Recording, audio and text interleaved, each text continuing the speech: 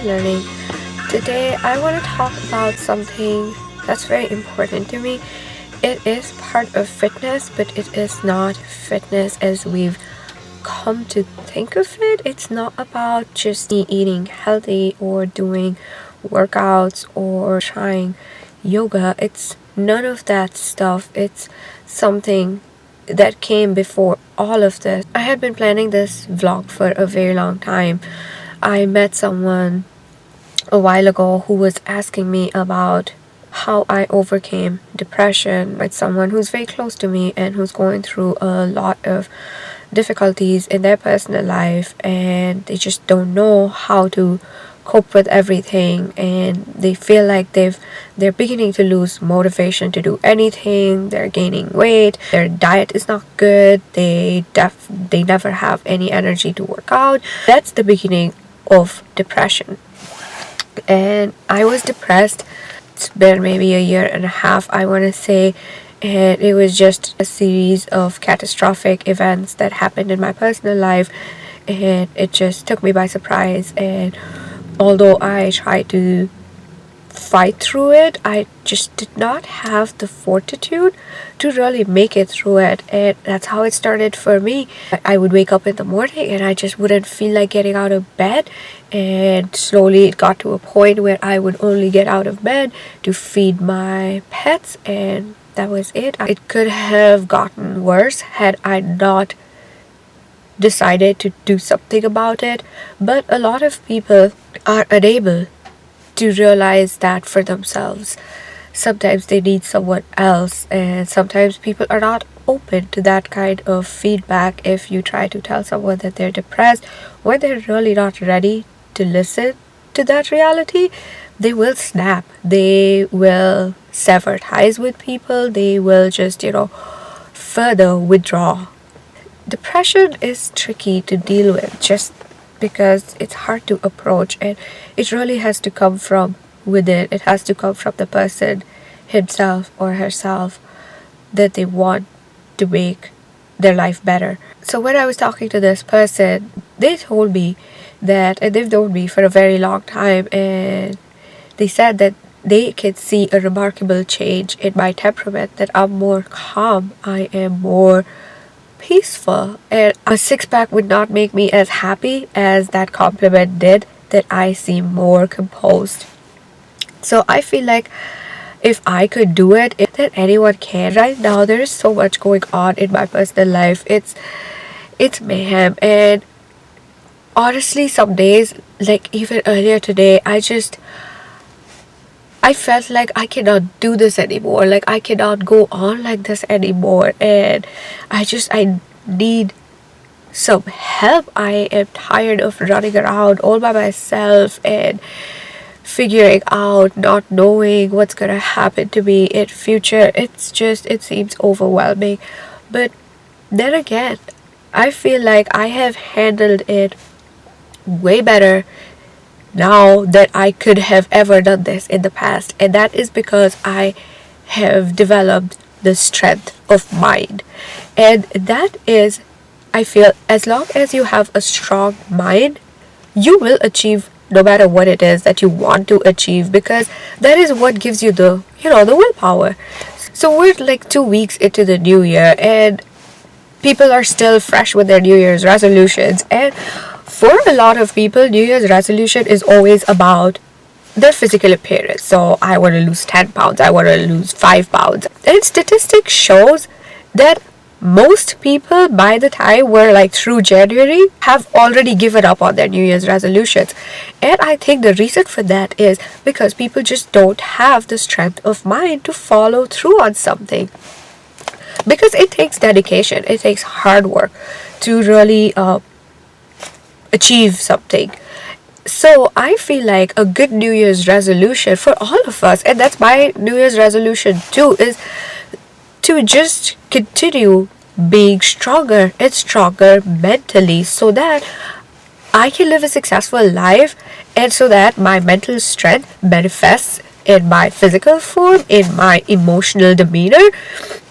It's just every facet of life. It's been a very tough day, just because I'm like 2 days away from relocating and just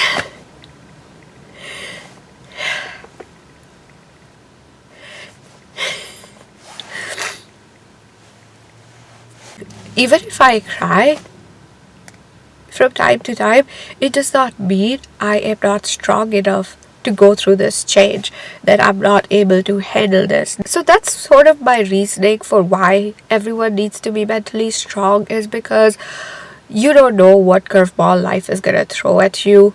I feel like there are two types of situations in life. One where you're just happy. You have nothing that you can complain about, and your, I guess, default state of mind is happy.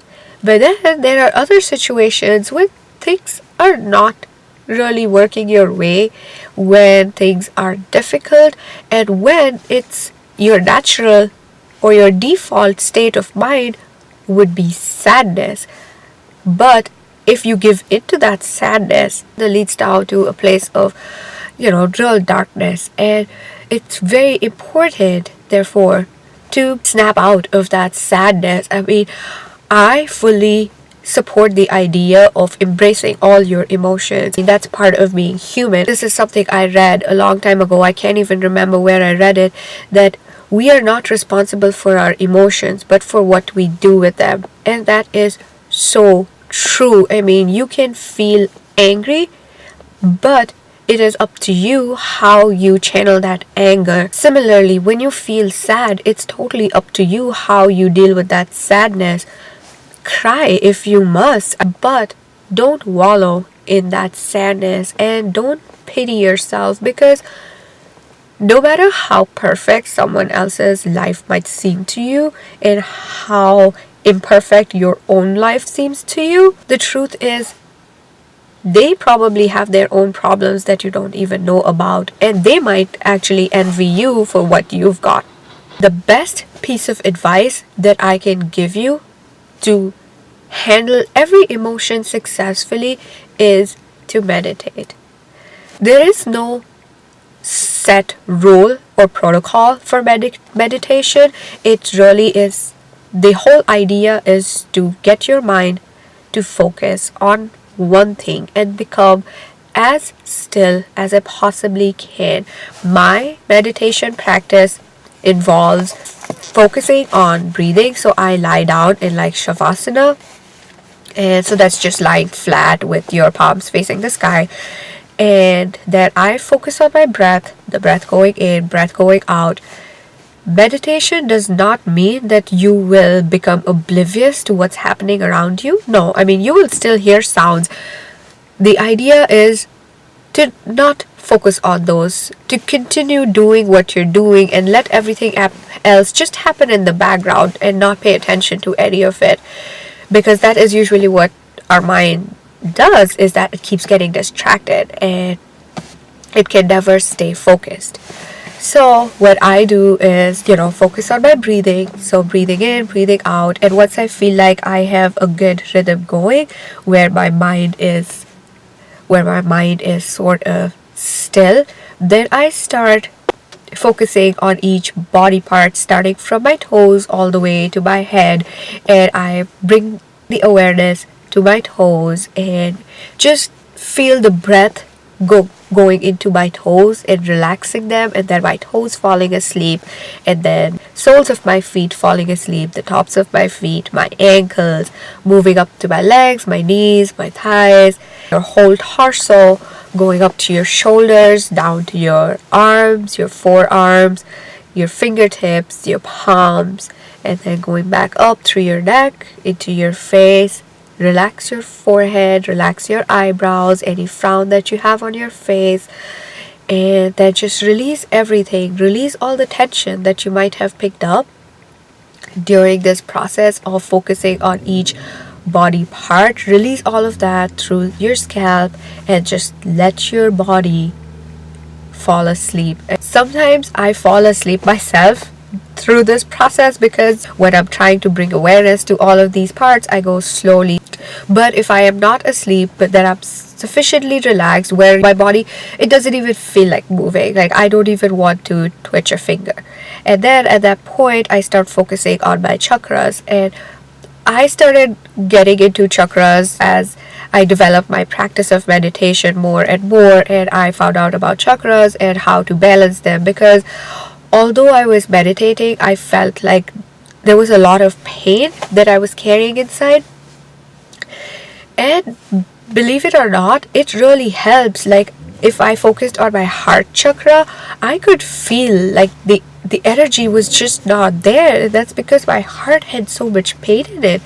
So that's what I do. Like that's what I'm gonna do tonight, is because I feel like I have so much pain inside right now.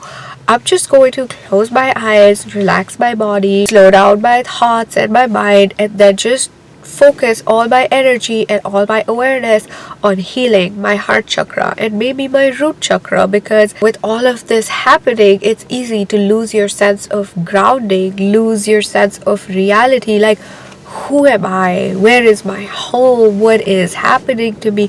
Just things like that. So to keep those thoughts away, it's very important to focus on your root chakra so that you stay rooted. So that is my process of meditation, starting with the external body and then going to the internal body, and that is the 7 chakras, and focusing on each and healing each. I hope you will give meditation a try. Trust me, it might be difficult in the beginning. Start with 1 minute of just slow breathing and focusing on your breathing a day, and then build your way up from that.